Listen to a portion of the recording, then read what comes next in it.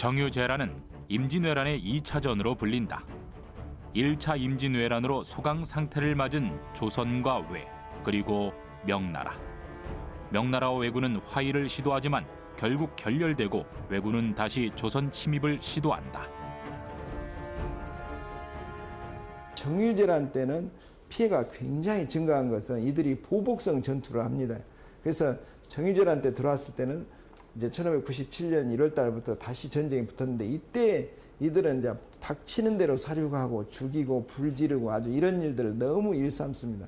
그리고 이들이 처음에 들어올 때 조총이 사정거리가 50m였는데 정유재란 때 들어올 때는 사정거리가 100m로 늘어났어요. 이러니까 거의 철포 수준의 그 총을 가지고 왔기 때문에 또 우리 아군들도 거의 총에 맞으면 다 전사했습니다. 왜군은 더 발전된 무기로 조선을 침략했고 전략 또한 악랄해 군인은 물론 일반 백성들까지 무자비하게 죽이는 전쟁이었다. 그런데 임진왜란의 영웅 이순신 장군은 정유재란이 시작될 때 전쟁터에서 볼 수 없었다. 정유재란은 외가 조선을 진짜 두려워하게 된 전쟁 중 하나입니다. 그러나 정유재란이 시작될 수 있었던 것은 이순신 장군의 부재를 외가 알았기 때문이라고 합니다. 과연 이순신 장군은 어디에 있었던 것일까요? 전라남도 여수시. 1591년 이순신 장군이 전라 좌도 수군 절도사가 되어 부임한 곳이다. 이때 이미 이순신 장군은 외침을 예상하고 미리부터 군사를 훈련하고 장비를 갖추었다. 이순신 장군은 1593년 충청, 전라, 경상 3도의 수군에 대한 작전 지휘를 원활하게 하기 위해 설치된 3도 수군 통제사에 임명됐다. 1차 임진왜란에서 큰 공을 세운 이순신 장군. 그래서 백성의 신임을 얻었지만 선조는 그런 이순신 장군을 경계하기 시작했다. 그리고 첩자에 의해 전달된 왜가 부산을 침입할 것이라는 거짓 정보에 선조는 이순신 장군에게 출정 명령을 하지만 이순신 장군은 거짓임을 간파하고 불응한다. 이에 선조는 이순신 장군을 잡아들이라 명한다. 이순신을 잡아올 때에 선정관에게 표신과 밀부를 주어 보내 잡아오도록 하고 원균과 교대한 뒤에 잡아올 것으로 말해 보내라. 이순신 장군이 음력 2월 26일 날 한산도에서 체포가 돼요. 그래서 3월 8일 날 서울 감옥에 갇히게 됩니다. 거기에서 28일 동안 갇혀 있습니다. 그리고 나서 토론이 벌어집니다. 왕과 신하들이 토론하는 과정에서 일부 신하들이 얘기를 해요. 살려도 되는 거 아니냐. 전쟁이 앞으로 어떻게 될지 모르는데 명장을 죽일 수는 없다. 라고 건의를 하고 살려두자라는 주장을 하는 사람이 생겨나면서 선조도 고민을 했던 것 같아요.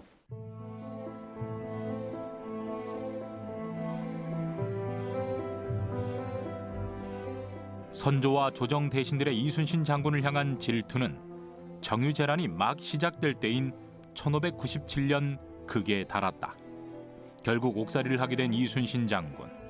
난중일기에는 두 번째 백의종군이 시작된 날을 상세히 적었다. 음력 4월 1일 감옥문을 나왔다. 남대문 밖 윤관의 사내종의 집에 도착했다. 백의종군이란 흰옷을 입고 벼슬이 없이 전쟁터에 나가는 것을 말한다. 이순신 제도께서는 두 번의 백의종군을 당하시지 않습니까? 조산도 만호 시절과 삼도수군 통제사 시절인데 사실은 일반인들이 알고 있는 거하고는 좀 다르게 백의종군 처벌이라는 게 그렇게 나쁜 의미가 아니었습니다. 보통 잘못하면 파직을 하면 그만인데 백의종군이라고 하는 것은 비록 무보직, 계급이나 직책은 없지만 군문에 종사해서 공을 세우면 다시 복직시켜주겠다라고 하는 어찌 보면 인재를 아끼는 그런 인사 철학이 반영된 그런 제도거든요. 두 번의 백의종군과 임진왜란 그리고 정유재란이 상세히 알려진 것은 이순신 장군의 난중일기 때문이다. 난중일기는 2013년 유네스코에 등재된다. 당시 동아시아의 국제 정세와 군사적 갈등을 포함한 세계사 연구의 중요한 자료로 그 가치를 인정받은 것이다. 전쟁이 벌어지는 그런 상황 속에서 어떻게 부대를 지휘했는지, 또 어떤 일이 벌어졌는지, 어떻게 해전을 벌였는지, 당시에 일어날 수 있는 모든 상황들이 거기에 녹아 있거든요. 그러니까 이게 이제 개인의 일기를 떠나서 당시의 어떤 해전을 가장 잘 이해할 수 있는, 당시 임진왜란의 상황을 가장 잘 이해할 수 있는 그런 기록물이기 때문에 이게 아마 뭐 국보가 된 것이고 또 뭐 세계 유네스코에도 등재된 그런 기록물이 아닐까 그렇게 생각합니다. 두 번째 백의 종군길 중 남도 땅을 밟았던 첫날도 기록되어 있다. 음력 4월 26일 일찍 식사를 하고 길에 올랐다. 구례현에 도착했다. 금호랑은 이미 먼저 도착해 있었다. 선임필의 집에 임시로 머물렀다. 그런데 구례에 도착한 것은 백의 종군을 시작한 지 25일이 지나서였다.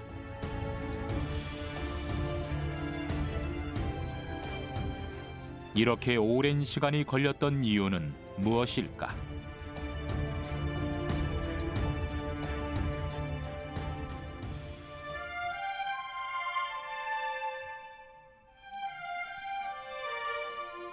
구례에 도착하기 전 이순신 장군은 백의 종군을 하면서 아산에 들렀다. 당시 이곳에는 이순신 장군의 부인과 자식들이 살고 있었다.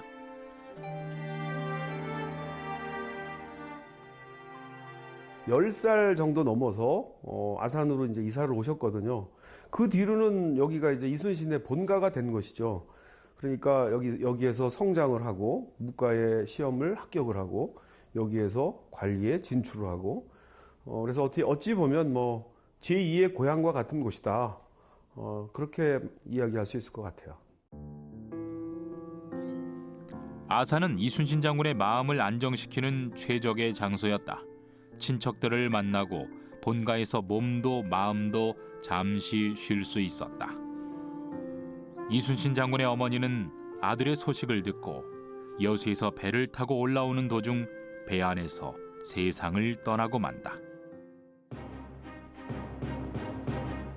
이순신 장군은 가슴을 치고 발을 구르며 슬퍼했다. 하늘의 해도 까맣게 변했다고 일기에 적었다. 하지만 그는 죄인의 몸, 3일간의 장례만 치르고 다시 백의 종군길에 올랐다. 그리고 한양을 출발한 지 25일 만에 남도의 시작 구례에 도착했다. 제가 길을 따라오다 보니까요, 보성까지 왔습니다. 근데 이순신 장군이 여기까지 오는 길이 참 힘들었을 것 같습니다. 어머님도 여의였다는 소식도 들었고요. 또 왜군이 다시 쳐들어왔습니다. 참 마음이 무거웠을 것 같은데요. 제가 여기 보성에서 멈춘 건요, 바로 정유재란을 승리로 이끄는데 단초, 바로 실마리가 됐던 곳이기 때문입니다. 보성에 도착한 이순신 장군, 어떤 직감이 그를 급습했다. 음력 8월 2일 홀로 군 복무하며 지내는 집에 앉아 있었다. 사무치게 그리운 마음을 어찌하랴. 이날 밤 꿈에서 임금님의 명령을 받을 조짐이 있었다. 이순신 장군은 1597년 8월 2일 백의 종군을 끝낸다. 이유는 선조가 이순신 장군을 다시 복직시켰기 때문이다. 칠천량 해전에서 대피한 위기의 조선을 구원할 수 있는 장군은 그밖에 없기 때문이었다. 방진관은 이순신 장군의 처가다. 제수영 통지를 받고 이순신 장군이 들른 곳은 바로 보성이다. 근데 궁금한 게요, 선조가 이순신 장군에게 백의 종군을 명하잖아요. 네. 그리고 이제 그게 끝나고 왜 하필이면 처가인이고 보성이 들렸을까요? 다시 통제사가 돼서 들어오시는데 사실 그때는 군인들이 없었습니다. 그러니까 수군이 그 군사들 6명하고 군관들 9명밖에 없다. 아, 그렇다면 내가 그 장인 복내로 가면 조금 더 뭔가 원활한 지원을 받겠다 해서 육지에서 15일 계시는데 다 다른 시군에서는 하루씩 이틀씩 있다가 이곳에서만 열흘간 계십니다. 근데 열흘간 이곳에 계시면서 완전히 다 무기를 다 갖춥니다. 난중일기에 보면 보성은 이순신 장군이 다시 힘을 얻을 수 있는 장소였음을 알 수 있다. 음력 4월 26일 보성의 군기물을 하나하나 확인하고 점검했다. 짐 싣는 말 4마리에 나누어 실었다. 보성은 군량미를 저장하는 창고 조양창이 있었다. 다행히 보성은 외의 공격을 받지 않은 상황. 군량미는 그대로 창고에 있었다. 이 군량미는 후에 명량 대첩의 판세를 바꿀 수 있는 원동력이 됐다. 이순신 장군은 보성에서 군량미뿐 아니라 경제적으로 든든한 지원을 받았다. 아, 여기가 방씨 부인실이네요. 예, 그렇습니다. 이순신 장군께서 그 21살 때 결혼해서 32살에서 과거에 합격을 하십니다. 그러니까 사실 11년 동안이나 이 장인 입장에서 뒷바라지를 했다고 보면 정말 이 장인도 대단한 분이라고 할 수가 있죠. 그러니까 믿음이 없으면 안 되는 거예요. 예. 정유재란을 이기는 진짜 무기를 보성으로 옮기려 했다. 진짜 무기를 보성으로 옮기기 위해 그는 의지를 다졌다.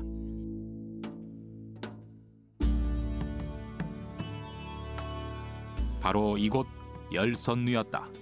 지금은 터만 남아있다.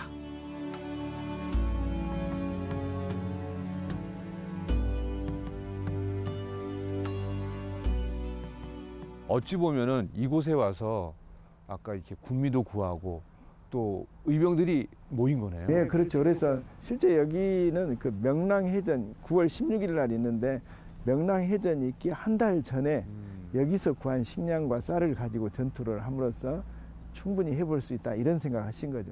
그래서 여기에서는 자기 처갓집에서 밀어주는 힘, 또 애갓집에서 밀어주는 힘, 또 이 향병들 모이는 힘 이것들을 완전 결집할 수 있었다고 판단을 했던 것이고 그곳이 바로 이 열선루의 흔적들입니다. 이순신 장군은 열선루에서 선조에게 편지를 쓴다. 신에게는 아직 12척의 전선이 있습니다. 죽을 힘을 다한다면 오히려 할 수 있는 일이 있을 것이고 신이 죽지 않는 한 적이 감히 우리를 업신여기지 못할 것입니다. 수군을 포기하고 육군으로 합류하라는 왕명을 거부한 것이었다. 그러나 선조는 이순신 장군에게 12척의 배로 수군을 재건할 것을 명한다. 그리고 정유재란의 대반전은 그렇게 준비되었다. 그런데 왜 선조는 자신의 명을 거부한 이순신 장군에게 백의종군을 명하지 않았던 것일까? 이순신 장군께서 그 정부에서 내린 조정에서 내린 이러한 명령을 거부하면서까지 이렇게 한다는 것은 봉건사에서 도저히 있을 수 없는 일이에요. 사실은 선조가 백의종군을 2번이나 시켰는데 결국 말을 안 들은 거잖아요. 근데 왜 가만히 있었을까요? 그런데 저 이순신 장군이 그렇게 말한 그 뒷 배경 속에서는 본인이 군사와 식량을 이 보성에서 다 거둘 수 있다라는 정보를 다 취합했기 때문에 해도 그 전투상 승리할 수 있을 거라 네네. 이런 것들을 본인이 그 논리적으로 서술을 하십니다. 그러니까 선조도 그러면 지간이 당신이 알아서 하시오. 나중에 이제 다시 그렇게 명령을 수정을 합니다. 전라도 지역에서는 점점 이순신 장군을 따르는 군인들이 생기기 시작했다.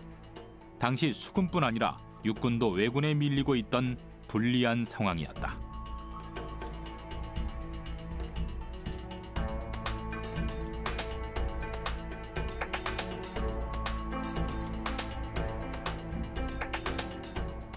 그러나 이순신 장군이 수군을 재건한다는 소문이 돌자 보성 지역으로 군인들이 몰려들기 시작했다.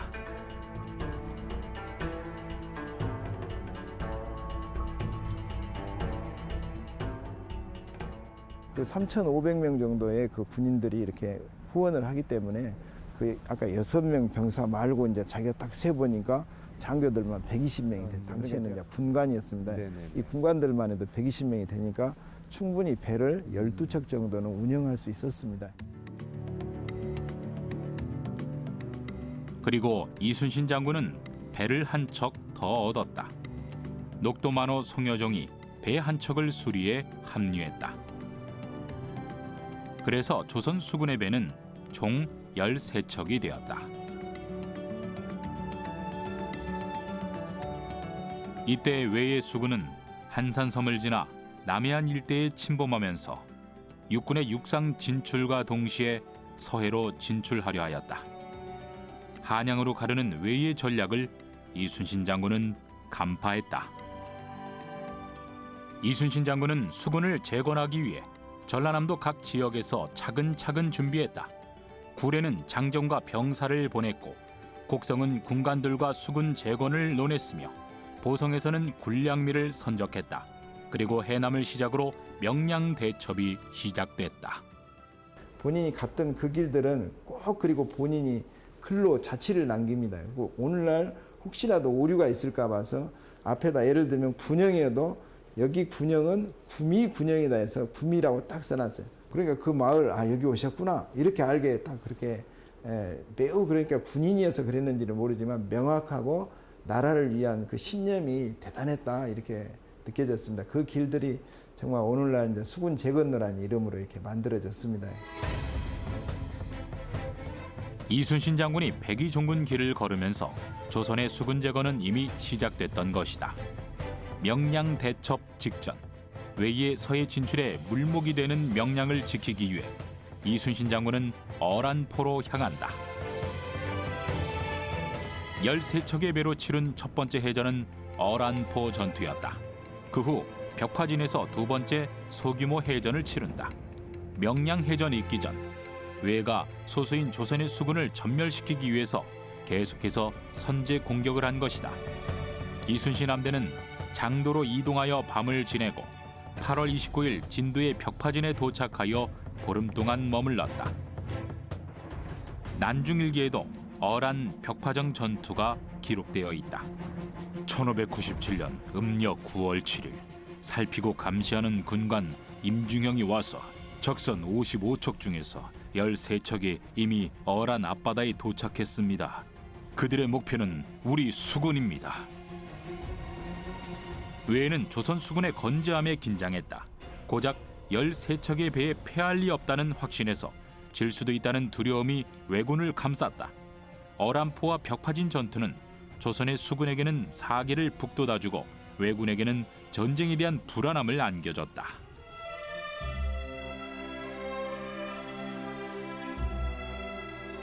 벽화진은 잘 알지 못하는 우리 역사 중 하나다. 이 전쟁으로 조선은 명량대첩에서 승리할지도 모른다는 신락 같은 희망을 품게 되었다.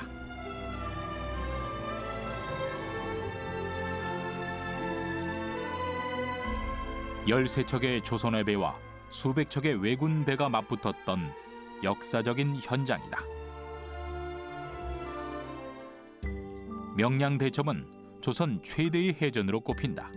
명량대첩이 치러졌던 그날 울들목의 물살은 파도가 아닌 회오리를 만들며 전쟁의 슬픔을 울음으로 표현하고 있었다.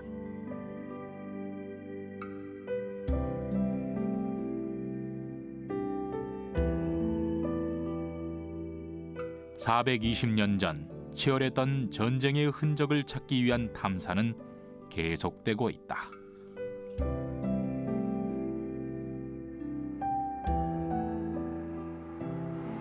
전장의 질이 좋고 여기가 울돌목이구나. 울돌목 회오리가 치는 바로 바다 안의 모습입니다. 그런데요, 당시 이 울돌목으로 인해서 아군의 배 13척으로 이순신 장군은 적게로는 133척에서 많게로는 300척, 500척을 대파했다는 기록이 남아 있습니다. 그런데 중요한 건요, 이 거친 물결, 이 휘몰아치는 울돌목 아래 우리의 숨겨진 역사의 기록이 남겨져 있다는 것입니다. 420년 전 전쟁 명량대첩은 여전히 우리의 자긍심으로 남았다. 13척의 배로 왜군을 물리쳤던 선조들의 지혜와 용맹에 우리 민족이 어려움에 처했을 때 다시 한번 명량대첩에서 용기를 얻고 새길을 찾기도 한다.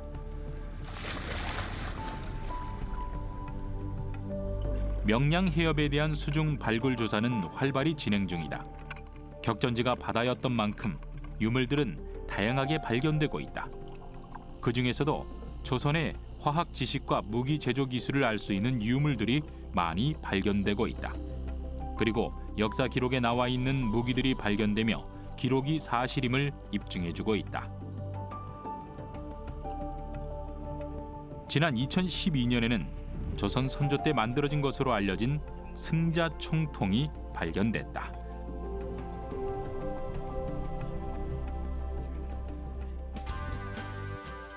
승자 총통은 총구에서 화약과 실탄을 장전하고 손으로 약선에 불씨를 점화 발사하는 유통식 화기다.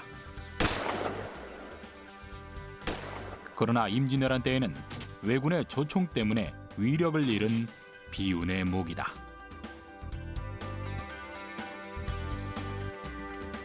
국립해양문화재연구소는 명량해협에서 발굴된 수중 유물들을 보존 및 복원, 역사적 고증을 찾기 위해 노력 중이다. 2012년 발굴된 소소승자 총통, 이것은 명량 대첩에서 사용한 것으로 추정되는 개인용 총통이다. 진도 명량대첩로 해역에서는 지금 2012년도부터 발굴이 시작됐습니다. 그래서 작년 2016년까지 총 4차에 걸쳐서 발굴이 진행이 되었고요. 지금까지 총 790여 점의 유물들이 발굴이 되었습니다. 그 중에서 그 무기류, 임진왜란에서 사용을 했을 것으로 추정되는 유물들은요, 크게 소소승자 총통이라고 하는 총통 석정, 그리고 그 돌포탄을 뜻하는 그 석환이라고 하는 유물이 총 6점이 출수가 되었고요. 이곳 바다를 보면요, 특징이 그냥 물이 흘러가는 게 아니라 한 곳에서 뱅글뱅글 돕니다. 야, 거침없이 그런데 바로 이곳이 중요한 역사의 한 현장입니다. 야, 안녕하세요. 반갑습니다. 여기가 바로 울돌목입니다. 아, 여기가 네, 울돌목이에요. 울면서 도는 바다의 길목이라 울돌목이고요. 네. 울명, 돌량, 명량대첩이죠. 우리 이순신 장군이 13척의 배로 133척의 외선을 대승이 있었던 기적의 장소입니다.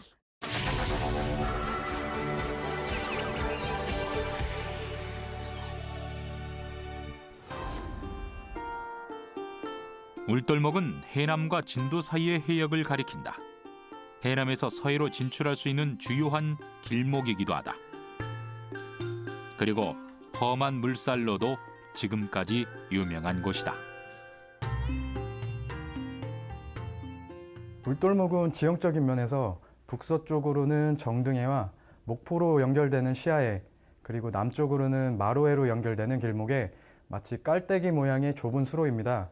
네, 그래서 물이 들어가는 입구에 비해 수로의 폭이 좁기 때문에 입구에 들어오는 많은 양의 물을 이 수로로 통과시키기 위해서 물살이 빨라지게 되는 겁니다. 울돌목의 지형은 바다지만 매우 좁다. 일명 협수로. 넓은 남해의 바닷물이 서해로 흐르는 형태인데 바닷물이 한꺼번에 좁은 곳으로 흘러서 물살은 매우 빠르다. 물살의 속도는 1시간이면 20km 이상을 떠내려갈 수 있을 만큼 빠르다.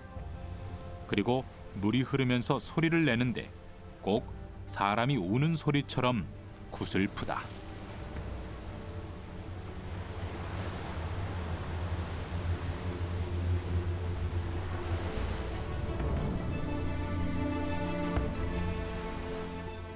울돌목 같은 경우에는 길이가 약 4km고요.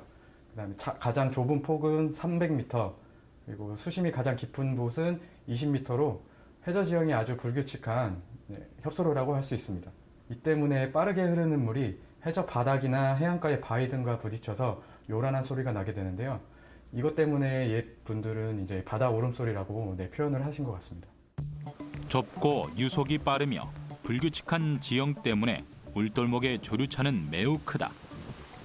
그래서 수심이 낮은 지형에서는 소용돌이 형태의 조류가 발생하는 것이다. 소용돌이 형태가 수심 낮은 곳곳에서 일어난다. 그런데 진도대교 절반 정도가 저수심 지역이다. 그래서 지금도 이 지역을 피해 뱃길이 조성되어 있다. 좁은 폭 4km의 긴 길이, 그리고 해저는 울퉁불퉁하게 형성되어 있는 울돌목. 명량대첩 당일 진도 앞바다는 북서 방향으로 흐르는 밀물대를 맞는다. 물길은 점차 거세져 유속이 최대 초속 4m까지 빨라진다. 그리고 썰물대로 바뀌면 물길이 바뀌고 유속도 변화한다. 명량해전은 전쟁할 그 해전을 벌리는 장소를 이순신이 택했는데 바로 그 물길이 좁아져 가지고 그 적들이 마음대로 움직일 수 없는 그 길목을 찾아 지켰다는 거. 그게 이제 굉장히 의미 있는 선택이면서 명량해전에서의 승리 요인이 중요한 승리 요인이 되는 것이죠.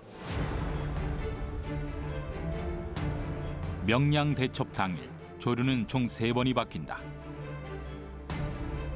첫 번째 조류는 북서 방향으로 들어오는 상황. 두 번째는 유속이 약해진 상황. 이때 조류는 낙조류로 바뀌어서 우리 함대에 유리하게 조류가 형성된 것이다. 이순신 장군과 우리 수군은 울돌목에 조류를 싣고 있었다. 조류에 맞춰서 공격과 방어를 했다. 첫 번째 단계는 이순신 장군의 대장선만이 일본 함대와 홀로 맞서고 있는 상황인데요. 네, 이때 조류는 창조류로 북서 방향으로 들어오는 상황입니다. 네, 이제 두 번째 단계는 대장선이 일본 군선에 이제 포위되고 우리 군 전선 두 척이 일본군에 반격을 하는 상황인데요. 이때 조류는 아직 창조류지만 유속이 약해지고 있는 상황입니다. 네, 세 번째 단계는 이순신 함대의 모든 배가 총 공격을 하는 상황이고요. 이때 조류는 낙조류로 바뀌어서 우리 함대에 유리한 상황으로서 적선 수십 척을 이제 부수고 적들이 후퇴하는 상황입니다.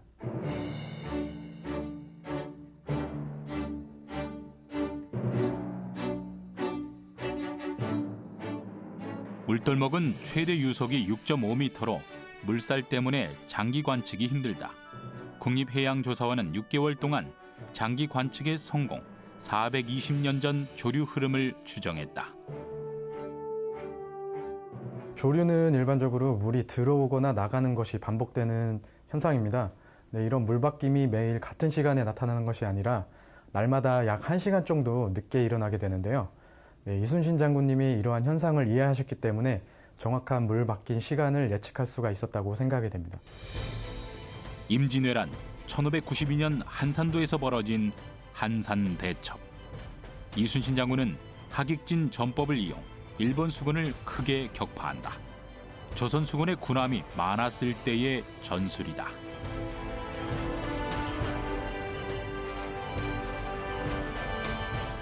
하지만 명량 대첩에서의 조선 수군 군함은 고작 13척. 이순신 장군은 새로운 비책을 세운다. 바로 일자진 전술이다.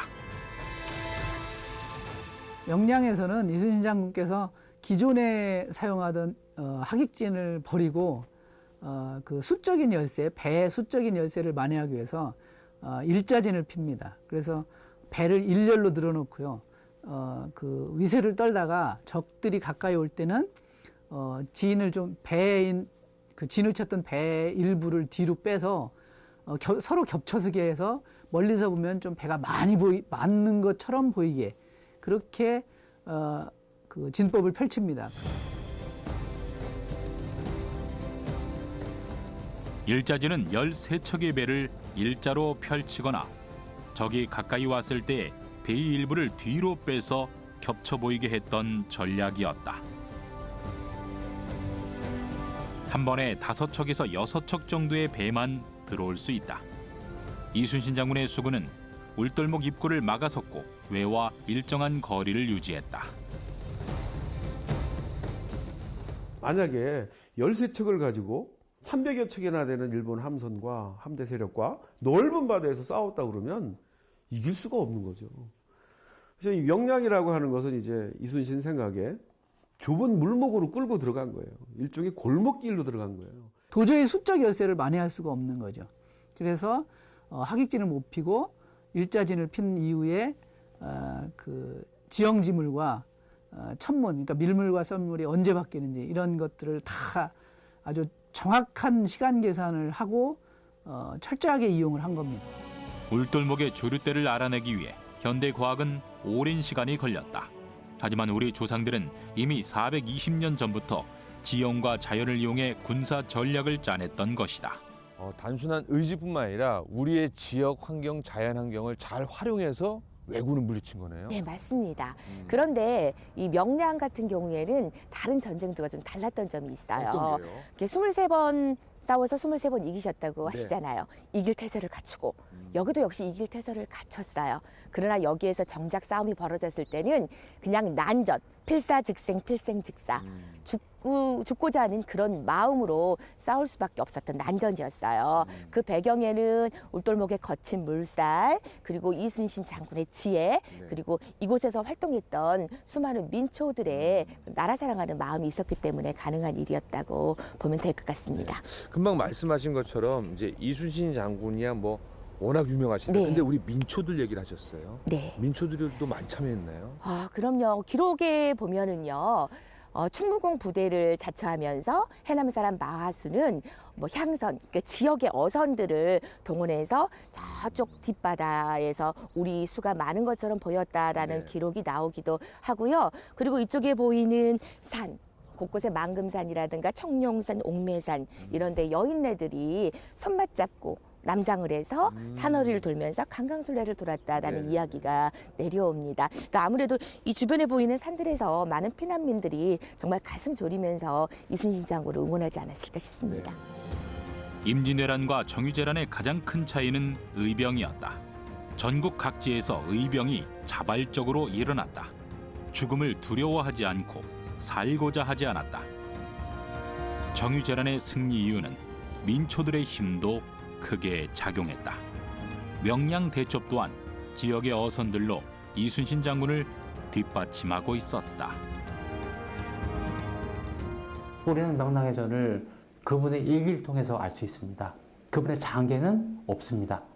장계가 일부 인용된 선조실록의 기록은 존재를 하지만은 한산대첩 같은 경우는 장계가 존재를 하거든요. 그래서 한산대첩 때 이순신 장군이 이렇게 싸웠구나라는 게 한눈에 다 들어옵니다. 보고서가 있기 때문에.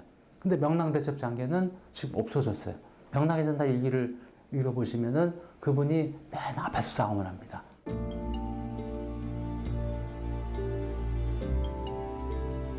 음력 9월 16일 상선이 홀로 적선 속으로 들어갔다. 배 위의 사람들이 서로를 돌아보며 파랗게 질려 있었다. 나는 적이 비록 천척이라도 감히 우리 배는 바로 치지 못할 것이다. 절대로 불안에 떨지 말라. 힘을 다해 적을 쏘아라. 명량대첩의 모든 일은 난중일기가 전하고 있다. 그리고 그 속에 이순신의 리더십이 빛난다. 명량대첩은 승리로 끝났다. 자연과 과학 그리고 민초들, 정말 중요했던 죽고자 목숨을 내놓았던 이순신 장군의 힘으로 13척의 배로 기적을 만들어냈다. 이 승리를 기념하기 위해 1688년 숙종 14년에 명량대첩비가 건립되었다. 이 명량대첩비는요, 이순신 장군의 명량대첩의 승리를 기념하기 위해서 세워졌는데요. 안타까운 거는 일제강점기 때 일본의 민족문화 말살 정책으로 버려졌다고 합니다. 그리고 1950년대 이 지역 유지들에 의해서 다시 건립이 됐는데요. 우리나라의 역사, 또 안타까운 역사를 말해주는 정말 비운의 비라고 할 수 있습니다. 다시 제자리를 찾은 명량대첩비. 정유재란과 일제강점기, 일본은 끊임없이 조선을 괴롭혔다. 그러나 우리는 계속 싸워 이겨냈다. 그리고 이 명량대첩비 속 역사에 고스란히 담겼다.